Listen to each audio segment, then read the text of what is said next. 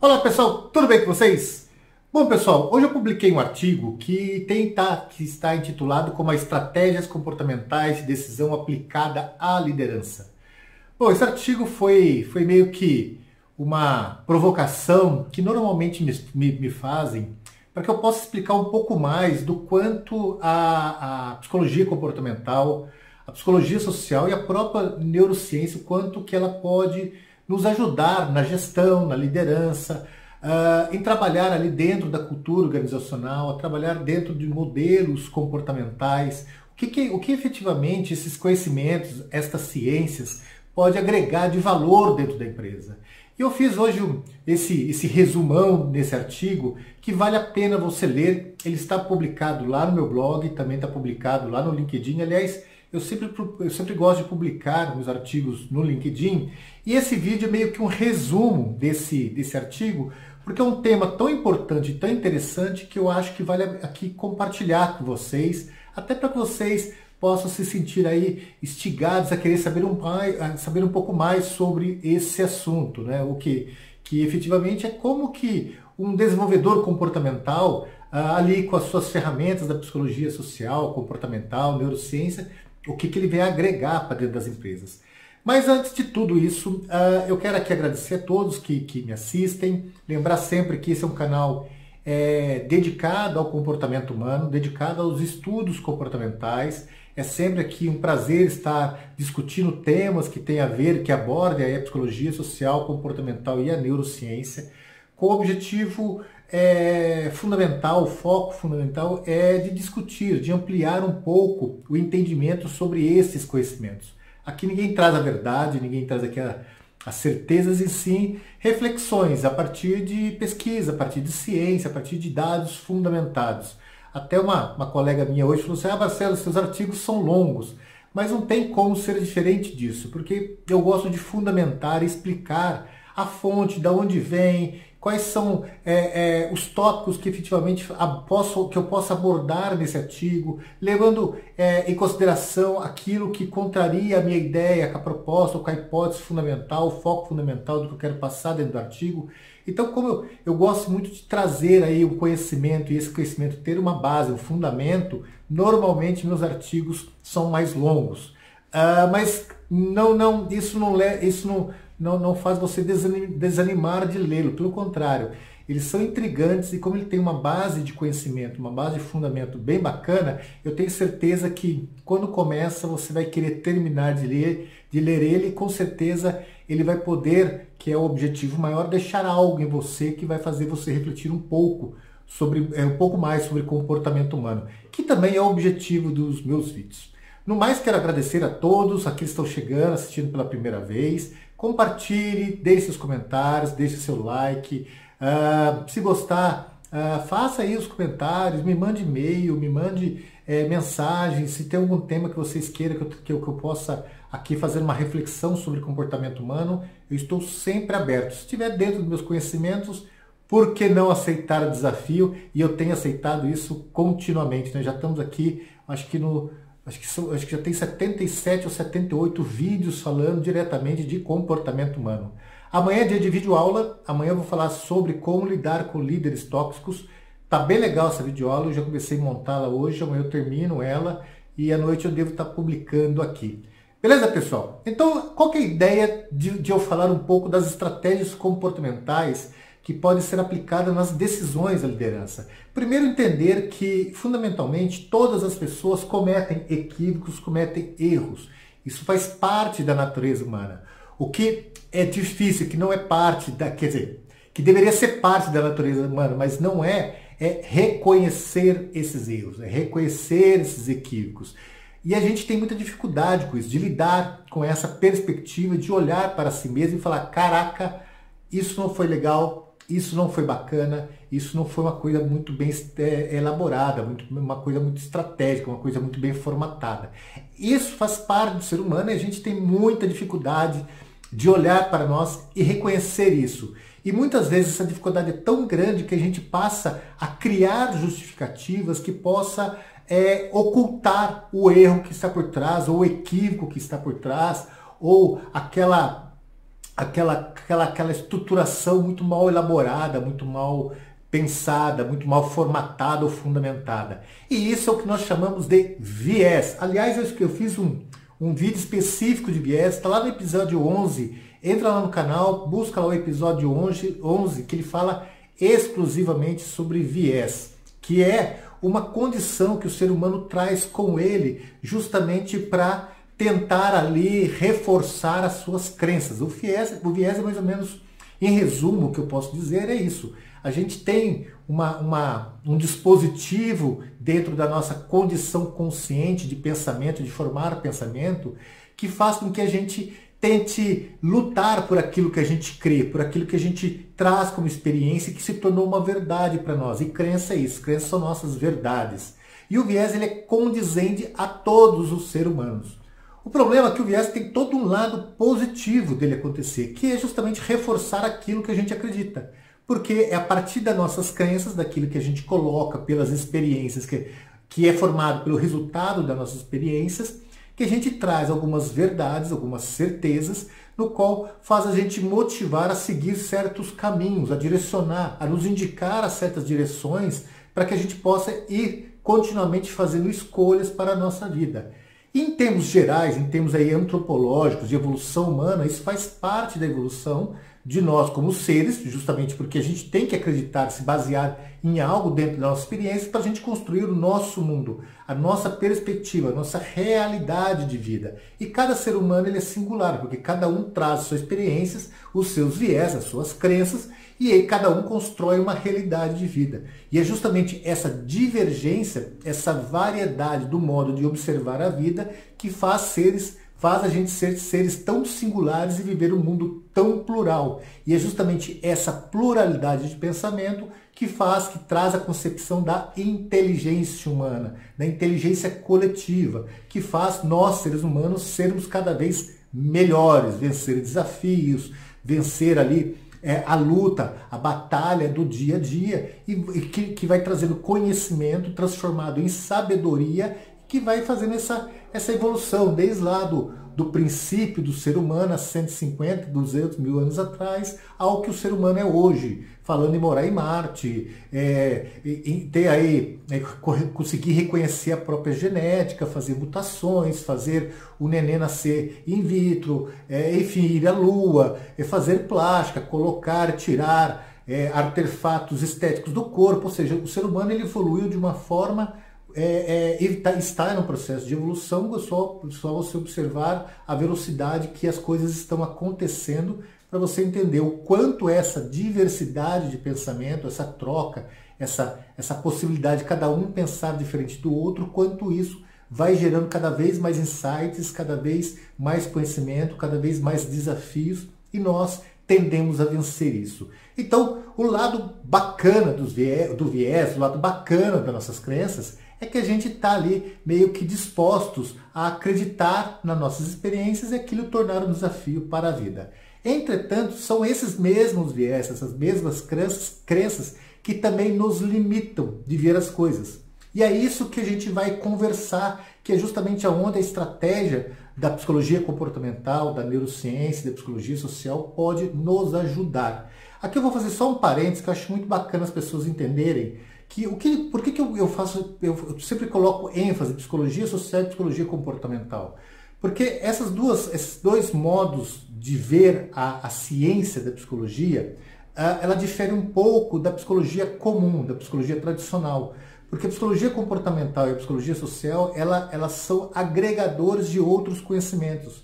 Dentro da psicologia comportamental, da psicologia social, está a neurociência, está a filosofia, está a antropologia, ou seja, elas fazem tipo um agrupamento de outros conhecimentos para que elas possam se fortalecer e compreender na essência, na estruturação da essência humana, o que é o ser humano, e não só a psique humana. Dentro da psicologia social e comportamental, o entendimento da neurociência é fundamental. Sem a neurociência não existe como compreender de fato por que o ser humano se comporta daquela forma. Quais são os elementos químicos, o que provoca a emoção, o que provoca o sentimento, o que provoca a euforia, a motivação, o desânimo, a tristeza, a dor, o rancor, o ódio. E tudo isso parte dos estudos também bioquímicos do corpo. E quando eu faço sempre a ênfase da psicologia comportamental e social, porque ela traz essa concepção de agrupar, agregar outros conhecimentos e fundamentar os seus pontos de pesquisa, de estruturação, para que se possa dali tirar teorias científicas que demonstram como e por que o ser humano se comporta desse jeito. Beleza, pessoal? É só um parênteses aqui que as pessoas me perguntam por que você dá muita ênfase nisso? Porque fundamentalmente tem uma linha, uma vertente um pouco diferente da psicologia tradicional. Bom, pessoal, esse artigo, eu faço essa provocação de a gente entender até que ponto o viés ele nos ajuda e até que ponto ele pode nos prejudicar dentro das nossas atribuições como colaborador numa empresa. E isso é muito importante a gente entender. Por quê? Porque da mesma forma que as crenças nos ajudam a facilitar o nosso dia a dia, ela também pode nos levar a tomar certas decisões que pode condicionar alguns equívocos a erros e outros a prejuízos que são incontáveis. Então eu dividi aqui esse artigo em 6 tópicos. O primeiro é entender as decisões, como elas normalmente são tomadas. Depois a gente aprender a determinar os problemas. Depois identificar as causas subjacentes específicas. Depois como fazer uma projeção para soluções, como escolher alavancar aquela que é mais certa e testar, e o porquê testar rigorosamente os processos da psicologia, enfim, da incisão do trabalho do psicólogo comportamental, psicólogo social dentro da empresa. E eu vou começar aqui justamente com as decisões, como elas normalmente são tomadas. Então vamos lá, pessoal. A gente traz essa condição de criar essas crenças, criar viés, justamente para facilitar o nosso dia. O ser humano não tem condições de ele parar, pensar e determinar a partir de um raciocínio lógico, estruturado, qual é a melhor decisão. Imagina o seguinte, a gente toma em torno de 3.000 a 5.000 decisões por dia. Imagina se a gente tivesse que pensar todas elas. Eu sei que você deve estar pensando assim, mas são muitas decisões e eu não tomo tanto assim. Toma sim. Você toma a decisão na hora que você levanta, se você vai tomar banho ou não, se você vai no banheiro ou não, se você vai escovar o dente ou não, se você vai tomar café ou não, se você vai comer pão ou ovos mexidos, se você vai tomar leite, se você vai colocar tênis ou sapatos, se você vai pôr uma calça jeans ou uma calça social, se vai pôr qual a cor da camisa, qual é a cor da gravata, qual é a cor do blazer, qual horário você tem que chegar no trabalho, como você vai tirar o carro da garagem, qual marcha você tem que engatar, como você vai olhar o trânsito, se você para no sinal, se você não para no sinal, se você olha para a pessoa que está à sua frente, você não olha, se você paquera aquela pessoa que está no carro do lado, você não paquera, se você fica com raiva, você não fica com raiva, se você escolhe esse caminho, se você escolhe outro caminho, se você chega no trabalho, se você fala bom dia, se você não fala bom dia, ou seja, são tantas decisões que a gente toma no dia a dia que se a gente fosse parar só no trânsito para pensar em trocar de marcha, o caos que seria o transporte no mundo. Mais caos, né? Enfim, ou seja, todas essas atribuições que são nos dadas, na verdade elas são condicionadas a partir de experiências anteriores. E o resultado das experiências que foram dando certo, a gente tende a repetir. E aquilo que foi dando errado, a gente tenta a evitar. Então, isso existe como um mecanismo para que o cérebro possa, de alguma forma, dar atenção àquilo que é importante e aquilo que é novidade e que possa gerar ganho para o instante seguinte. É isso que o nosso cérebro fundamentalmente foca. Ou seja, ele sempre está à procura de ganho para o instante seguinte, para que ele se sinta mais motivado a seguir com a vida, a desafiar, a aprender, a novos conhecimentos, a novos ganhos. Ou seja, é sempre essa perspectiva que a gente vive. E tudo aquilo que já meio que foi se acostumando, que já sabe mais ou menos, já tem um conjunto de informações suficientes para nós automatizarmos, o nosso cérebro faz inconscientemente, ou seja, ele trabalha de maneira inconsciente. Então, 90%, não é à toa que se dizem que em torno de 90%, 95% das nossas decisões, elas são plenamente inconscientes.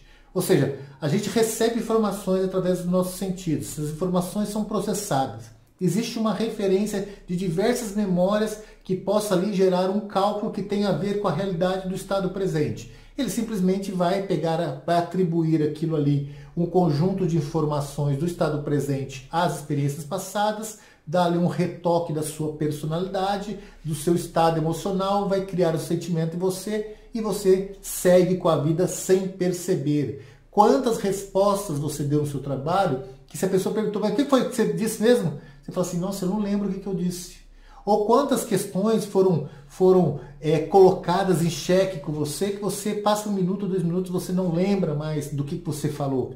Justamente seu cérebro vai atribuindo uma condição ali de lidar com o seu dia a dia, lidar com as suas respostas, a partir das suas crenças, a partir daquilo que é estruturado como verdade.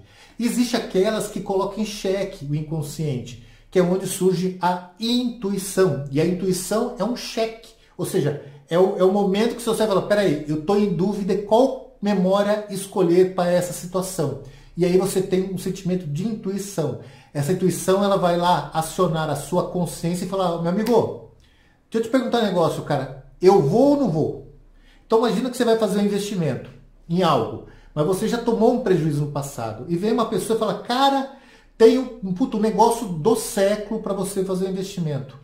Aí você, na hora que você vai assinar, vem um negócio em você que você não sabe de onde, parece que vem do além, parece que são espíritos que estão te dominando e não é. É seu cérebro que fala assim, meu amigo, vamos aceitar esse desafio, mas e aquela vez que a gente levou prejuízo? Então, traz uma lógica maior aí. E aí entra a consciência, te faz você se sentir presente e você responde através de um cálculo ali mais preciso se você aceita ou não o desafio. E aí é onde entra a intuição.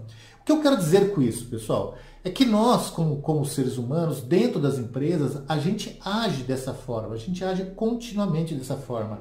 E os grandes equívocos de projetos, de gestão, grandes equívocos de decisões, os grandes equívocos que acontece, muitas vezes está vinculado a esse viés, a essa condição que nós temos de lidar com o dia a dia, de lidar com nossas responsabilidades de maneira plenamente automática. E o problema maior disso é que quanto mais atribuições, responsabilidades as pessoas vão nos dando, mais difícil a gente consegue parar para respirar e perceber, nossa, cara, eu estou no momento presente, deixa eu pensar o que eu estou fazendo, deixa eu ter aqui um momento de lucidez do que está acontecendo, quais são as decisões que eu estou tomando, para eu ver se eu estou indo para o caminho certo ou não.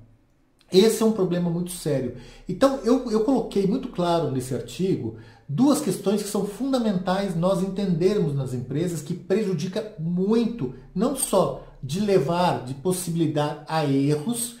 Acredite, a gente erra muito mais do que a gente acerta, acredite nisso, que a gente não percebe, como também existe o fator motivacional. E a partir dessas duas vertentes, essas 2 possibilidades, eu quis escrever esse artigo fundamentando ele em 2 processos mentais, o consciente e o inconsciente. Ou seja, um bom desenvolvedor comportamental, um bom psicólogo comportamental e social, ele vai de alguma maneira trabalhar dentro das organizações, vai utilizar ferramentas, técnicas, enfim, atribuir àquelas pessoas que vão participar de um processo com esse profissional, técnicas, enfim, que vai levar a pessoa a meio que aprender a lidar tanto a nível inconsciente como a nível consciente. Ou seja, um bom profissional desse mercado que trabalha com desenvolvimento comportamental, o objetivo dele é justamente instigar a pessoa a perceber o quanto ele está sendo inconsciente e o que pode ser feito com isso e o quanto ele está sendo consciente e o que pode ser aprimorado, ou seja, melhorar mais ainda para que ele se utilize, se faça cada vez mais consciente com as suas atividades. Pelo fim, como propósito final, como foco final, é justamente minimizar os erros, minimizar os problemas nas decisões que muitas vezes são equivocadas. Aqui eu faço um outro parênteses muito importante, que eu falei agora há pouquinho, que a gente erra muito mais que a gente acerta. E a gente fala assim, mas será? É que nós, pessoal, nossos erros, eles são muito, às vezes os nossos erros, eles são muito... Quando eu falo erro, eu estou falando de escolhas. Então nós estamos todo momento escolhendo um caminho, uma decisão para ver qual é o caminho que a gente vai atribuindo às nossas experiências de vida.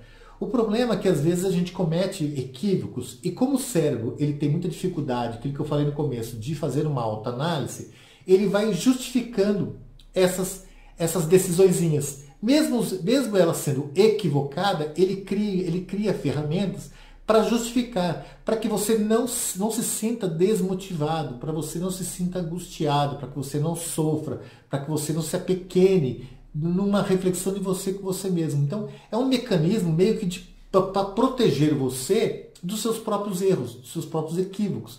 E isso é muito maluco, porque nós somos assim, o ser humano ele é assim. Então, para que a gente possa trabalhar e trazer a lucidez, falar assim, peraí pessoal, deixa eu olhar para mim, sem eu querer me machucar, mas eu preciso entender como está indo as minhas decisões, como está indo as minhas escolhas, para onde eu estou indo.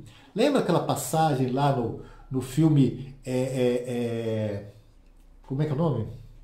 Alice no País das Maravilhas, do gato, que ela pergunta para o gato para onde ela quer ir, e ele fala, você não sabe para onde você quer ir, qualquer caminho serve. Então, se a gente não faz essas pausas, não trabalha a nível consciente para essa percepção de nós com nós mesmos, pode ser que o momento que a gente enxergue nós já seja um pouco tarde, já tenha acontecido diversos fatores na nossa vida que deram errado, que nos estão direcionando para umas escolhas que está muito distante daquele potencial nosso, daquela capacidade nossa como ser, está muito distante daquilo que a gente pode contribuir para a vida, para a nossa vida, para a vida do outro, para a vida do nosso cônjuge, para a vida das nossas relações. Ou seja, se a gente não fizer esse trabalho de vez em quando e olhar para nós, a gente pode cair em certas armadilhas provocadas por nós mesmos. Então, um dos pontos fundamentais que eu trabalho nesse artigo é justamente dentro das organizações a gente fazer essa autoanálise, trabalhar dois pontos fundamentais, que é o viés e que é a motivação. E os dois a nível inconsciente e a nível consciente. E eu começo esse artigo justamente trazendo ali algumas reflexões de como a gente pode definir primeiro o problema que está dentro da organização ou que está tendo com você dentro da organização.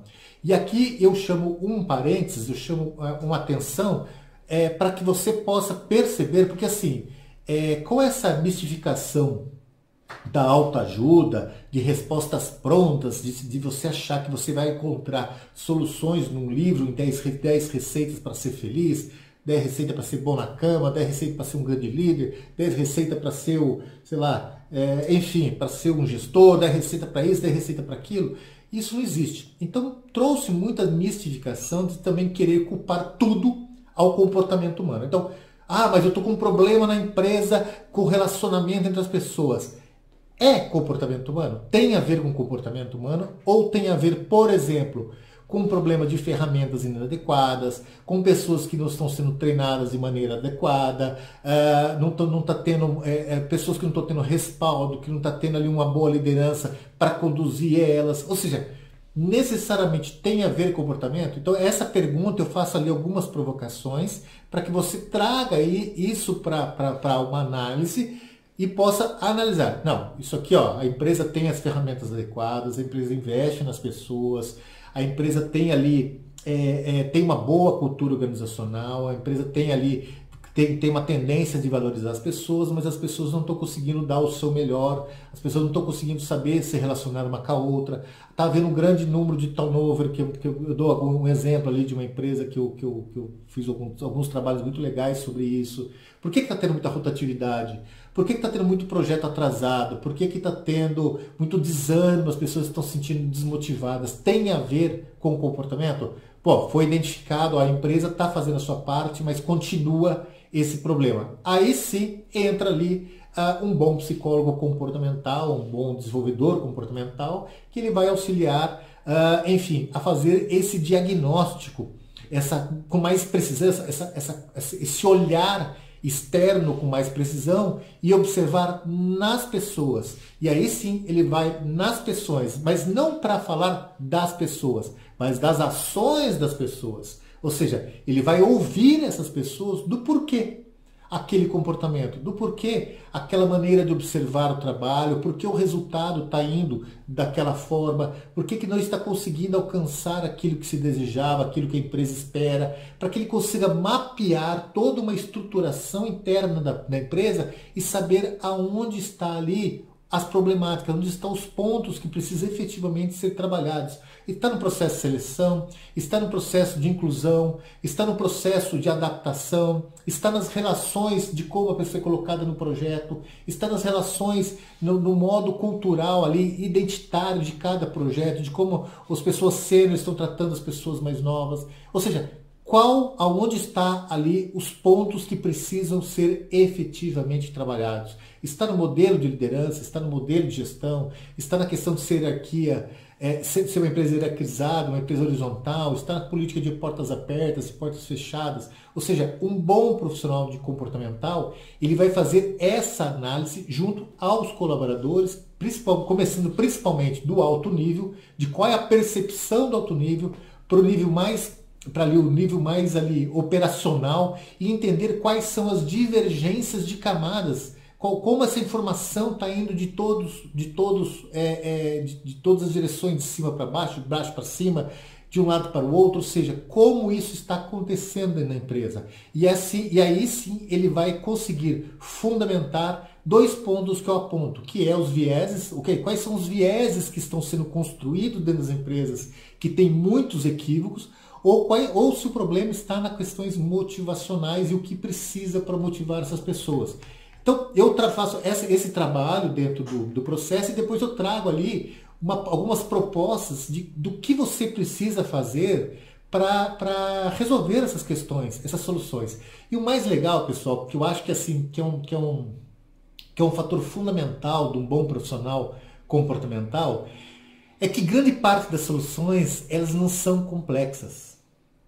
A gente tem uma mania muito grande de querer complicar muitas coisas. E às vezes são vírgulas, são detalhes que fazem as pessoas mudarem a forma de observar a vida, a forma de observar o problema, a forma de observar a organização. Por exemplo, tem um livro que chama Nudge, que é o empurrão para a escolha certa, que eu cito ele aqui, que ele traz algumas ideias muito legais de como empurrar as pessoas para fazer coisas certas.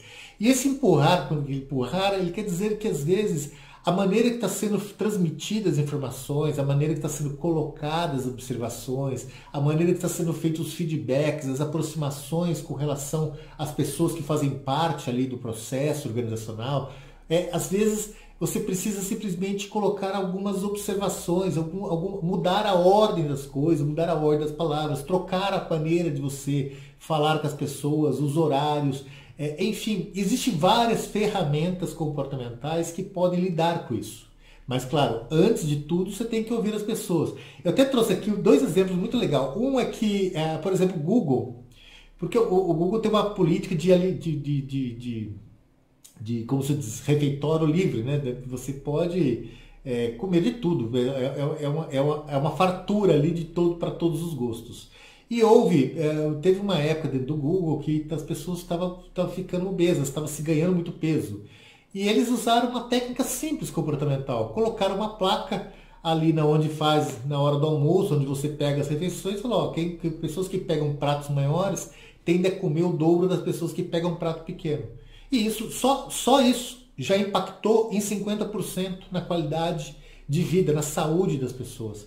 Ou seja, são detalhes, são vírgulas. Nenhum processo comportamental ele quer resolver todos os problemas. Imagina o seguinte, imagina que você tem um emaranhado, que eu não tenho aqui para mostrar.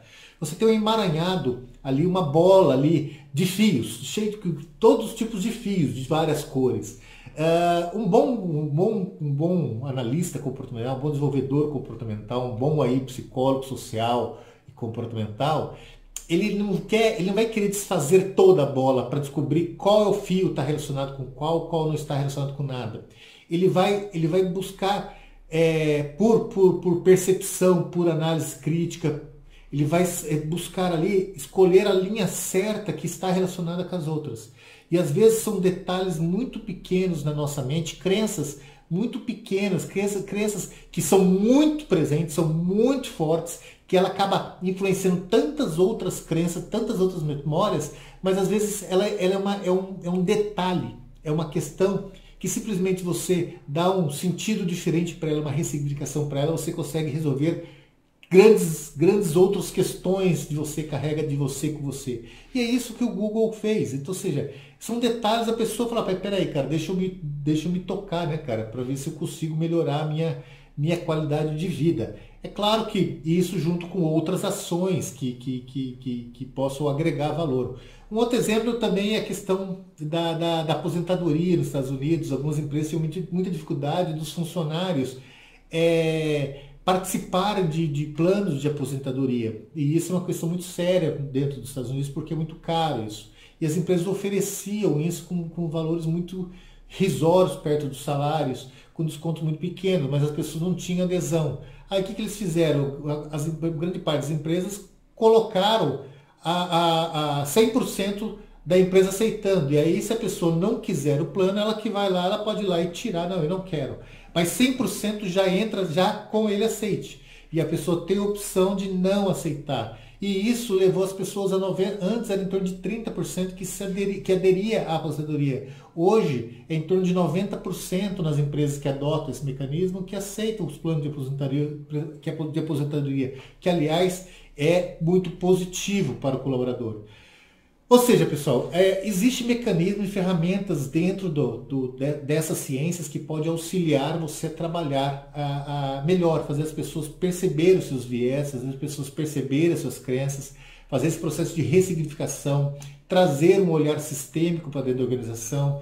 Eu trago dentro do artigo também algumas questões, por exemplo, de como você estimular o inconsciente e aproveitar dele para que ele faça uma análise mais crítica. Então, por exemplo, você pode criar ferramentas, laboratórios para você instigar a emoção da pessoa. E a emoção é muito importante. Aliás, eu fiz um vídeo, episódio 74, que eu falo sobre a importância da emoção na vida das pessoas.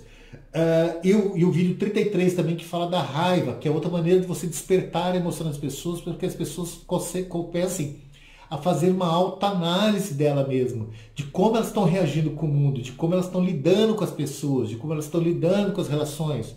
Outra, tem ferramentas também dentro do processo comportamental que pode instigar as pessoas a fazer um choque com os seus viés. Mas é um choque sadio, não é fazer as pessoas criar trauma, medo, insegurança, se sentir em posição vulnerável. Não, existe ferramenta que faz a pessoa meio fazer uma autoanálise. Cara, isso que eu fiz está certo, mas não está tão certo assim. Existem outras maneiras de observar. Ou seja, pode ser que existam outras ferramentas, outros caminhos, que podem ter respostas melhores. E a pessoa começar a fazer esse auto-feedback continuamente. Existe também questões que podem facilitar para você não ficar no automático, para que você não fique ali dependente desse automatismo que o inconsciente cria para a nossa vida, que está dentro dos processos organizacionais. Então, o líder ali, o gestor, começou a observar os processos e perceber o que mais incomoda as pessoas, o que mais infringe, o que mais atrapalha, aonde tem mais erros dentro do processo, e essa análise do processo aprimorá-lo para que esses erros minimizem, para que as pessoas fiquem menos dependentes dos seus viés na hora que chega aquelas decisões que precisaria ser melhor trabalhada, melhor apurada.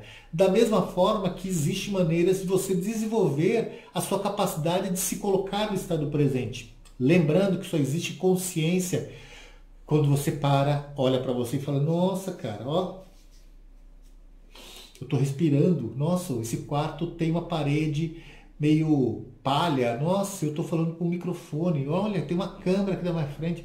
Esse estado de consciência, ele só existe no estado presente, no agora. Não existe consciência no passado. No passado existe lembrança, a consciência está agora. E existem técnicas, ferramentas que fazem com que a pessoa possa trabalhar, exercitar, para que ela consiga ter essa noção de consciência mais vezes por dia.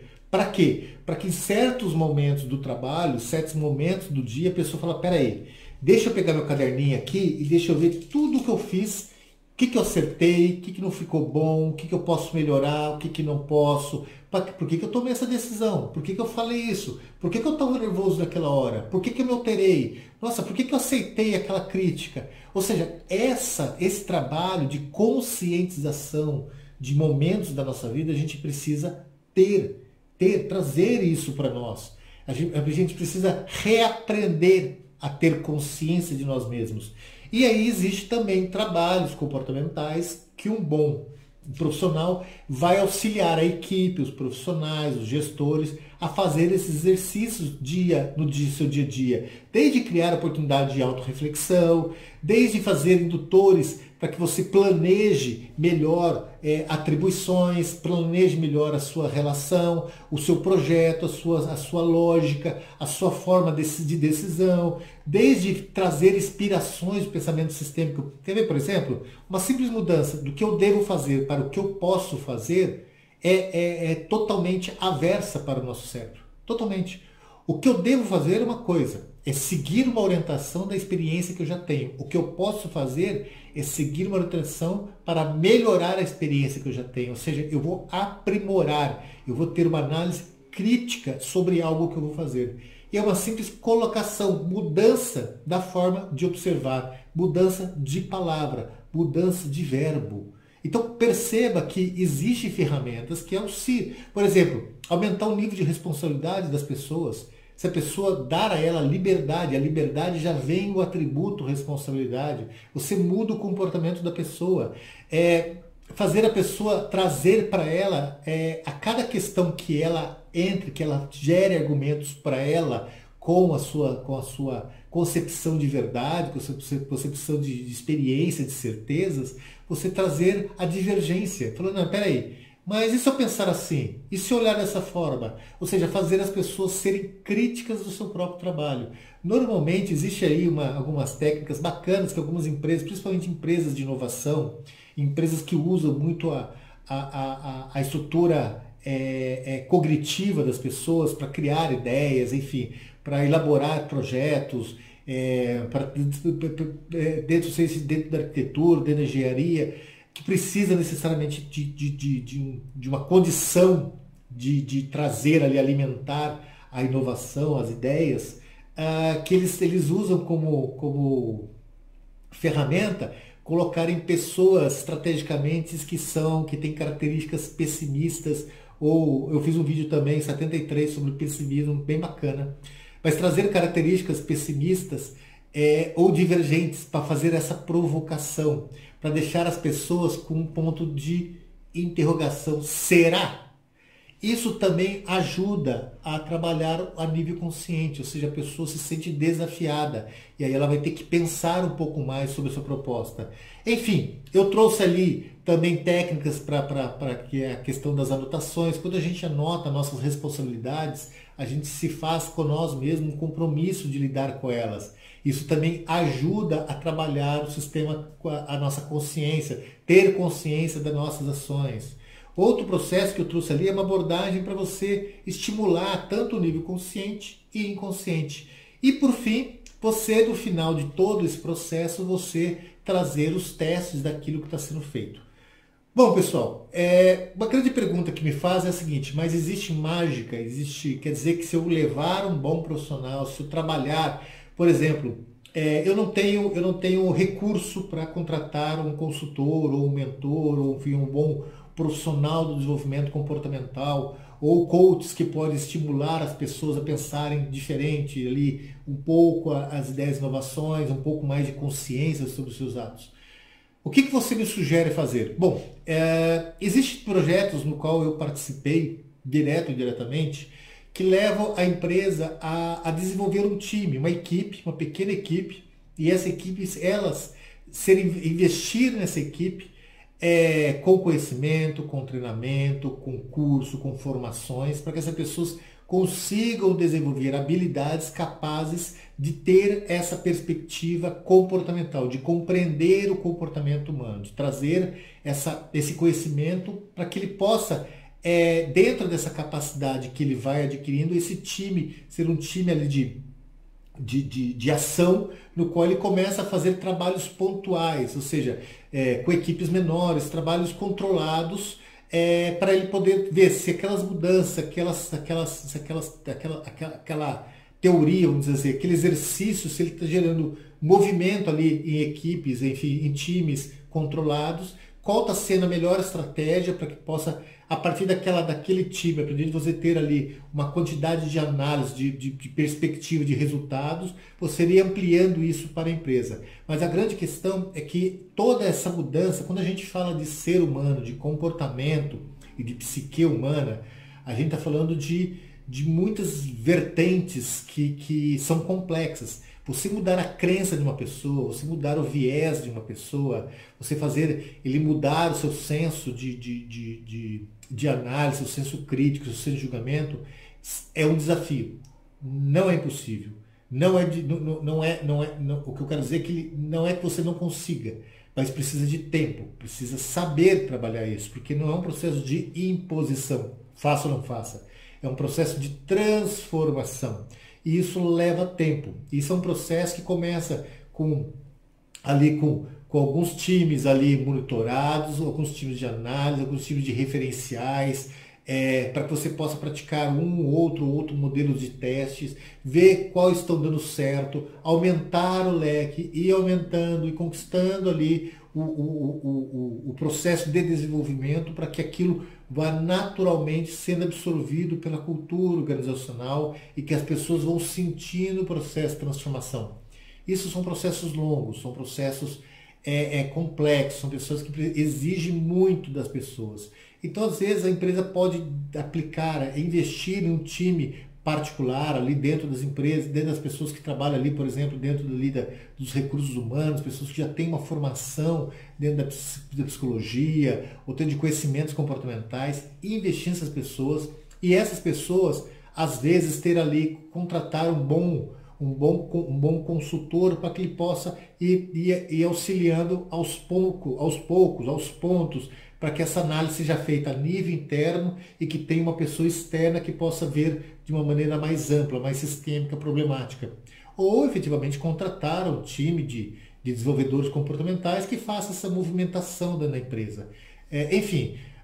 Mas de qualquer forma, pessoal, eu sempre digo, apesar de parecer para muitos isso uma questão eu já ouvi de tudo de pessoas. Já ouvi que isso é frescura, que ser humano tem que trabalhar na porrada. Eu já ouvi que as pessoas não aprendem, que são burras mesmo. Eu já vi que pessoas não adianta investir. Eu já vi que pessoas, não quero, dane-se. Como eu já vi empresas que falam assim, cara, eu quero ver essa pessoa sorrir, eu quero ver essa pessoa trabalhar num ambiente sadio, um ambiente alegrador. Eu quero que essa pessoa dê o seu melhor, não só para a empresa com alcançar o seu melhor, mas que ela também cresça, que ela desenvolva, que ela se torne pessoas melhores, mais felizes, que dentro do trabalho ela consiga ter qualidade de vida e fora do trabalho ela tenha um bem-estar, uma saúde mental, uma saúde física e mental. Enfim, eu já ouvi de tudo nesse mundo do desenvolvimento comportamental. Mas eu te falo o seguinte, não existe investimento mais bem aplicado, mais bem direcionado do que você fazer esse processo de transformação comportamental para que as pessoas consigam alcançar o seu melhor, que as pessoas consigam aprender a ser pessoas melhores, que as pessoas consigam ressignificar ela com ela mesma, não só observando os outros à sua volta, mas que um time empoderado consiga ajudar o outro colaborador a se tornar pessoas melhores, não só profissionais melhores. E esse investimento ele não tem preço, porque você vai pegar o coração de um profissional desse, você vai pegar a alma desse profissional, e essa alma não adianta, ela não se vende, ela se torna um braço seu, ela se torna alguém que você pode confiar, que você pode acreditar, que você pode olhar para a pessoa e essa pessoa olhar para você e falar assim, cara, como eu gosto de trabalhar aqui. E você olhar para ela e falar assim, nossa, cara, como eu gosto que você trabalha aqui. Então, esse tipo de investimento, ele tem um valor tangível e intangível que é impagável. E por isso que eu amo tanto essa profissão, amo tanto o que eu faço, justamente porque quando a gente vê pessoas se transformando, equipes se transformando, times se transformando, não porque para ser pessoas fodões, né, sangue no olho, não, pessoas porque estão reaprendendo a dar valor a si mesmo, a dar valor ao seu trabalho, a reconhecer seus principais atributos que é o que faz nós sermos pessoas se sentirem empoderadas, se sentirem pessoas melhores. E isso é só através de um bom desenvolvedor comportamental ou de um time que consiga entender o comportamento humano para ir conseguindo e fazendo isso dentro das organizações. Bom, no mais eu convido vocês de novo a ler esse artigo. Ele está lá, eu vou deixar ali nos comentários o link para vocês acessarem. Ele está bem legal, eu acho que ficou muito bem embasado, muito bem estruturado. Ele vem de um curso, de uma formação muito bacana que se chama Programação de Educação Executiva da Harvard Business, que ali tem uma professora neurocientista que é a Francesca Gino, que é uma pessoa assim, tem um livro que chama Risca, que é do caramba. Procure ela no YouTube, que tem alguns vídeos dela muito legais. Ela é italiana, ela tem uma expertise neurocomportamental fabuloso. O John Bichers também, que é um professor que dá essa formação dentro dessa educação executiva, que também traz ali conhecimentos ímpares sobre neurociência, comportamento econômico, que é justamente como a pessoa lida com o dinheiro, como ela pensa sobre as questões do trabalho. Enfim, é uma formação muito bacana. Então, muito do que eu estou dizendo aqui vem desses autores, vem dessa formação, e eu espero que tenha contribuído, ajudado vocês a refletir um pouco mais do empoderamento que um bom profissional comportamental pode levar para a empresa. Beleza, pessoal? No mais, eu agradeço muito a vocês, agradeço muito aos e-mails. Então deixe de convidar seus amigos para se inscrever, compartilhe com as pessoas, conversem, comentem, me mande perguntas, que eu estou aqui para o que eu puder auxiliar nas reflexões comportamentais. Podem contar comigo. No mais, grande abraço, bom descanso e até amanhã. Lembrando que amanhã tem vídeo aula. Um beijo para vocês, tchau, tchau.